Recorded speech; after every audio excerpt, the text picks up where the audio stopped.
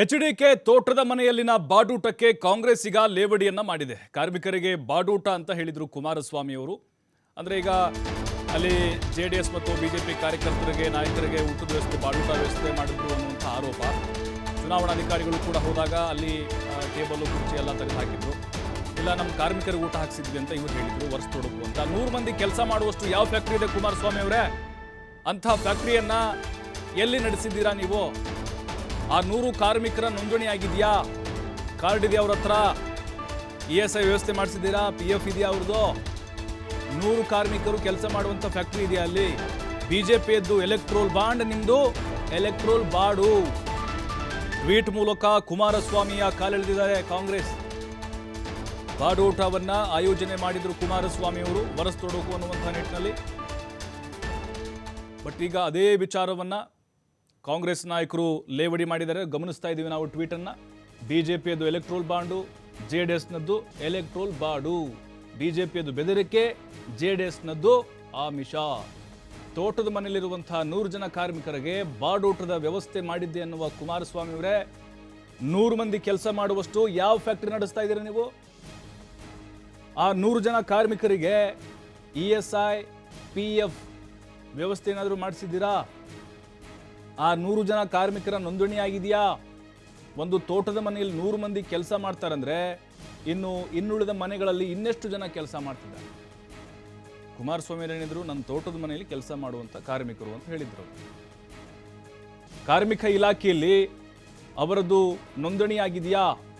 ಆಯ್ತಪ್ಪ, ನಿಮ್ಮ ಪ್ರಕಾರ ಅನ್ಕೊಳ್ಳೋಣ. ಕಾರ್ಮಿಕರು, ಆ ಕಾರ್ಮಿಕರ ಹಿಂದೆ ಮುಂದೆ ಏನಾದರೂ ಮಾಡಿಸಿದ್ದೀರಾ ನೀವು? ಯಾವ ಫ್ಯಾಕ್ಟ್ರಿ ಇಟ್ಕೊಂಡಿದ್ದೀರಾ ತೋಟದ ಮನೆಯಲ್ಲಿ?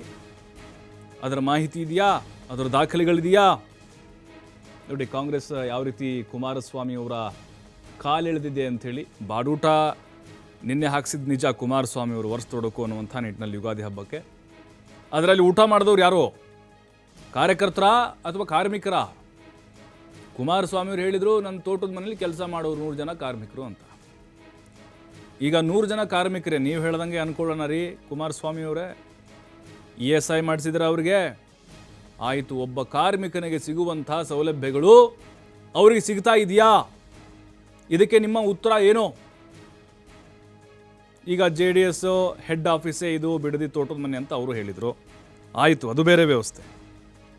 ಬಿಜೆಪಿಯದ್ದು ಎಲೆಕ್ಟ್ರೋಲ್ ಬಾಂಡು, ನಿಮ್ಮದು ಎಲೆಕ್ಟ್ರೋಲ್ ಬಾಡು.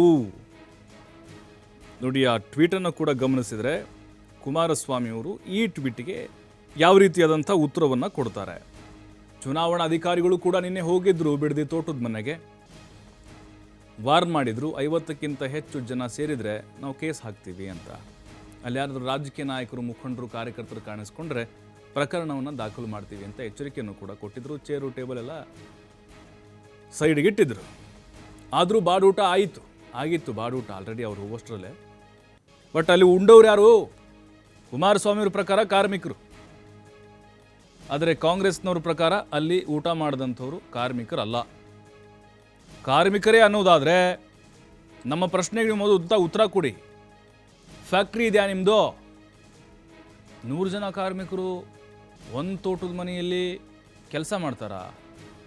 ಕುಮಾರಸ್ವಾಮಿಯವರು ಹೇಳಿದ್ರು 50 ಎಕರೆ ಇದೆ ನಂದು ಅಂತ ಬಿಡದಿಯಲ್ಲಿ.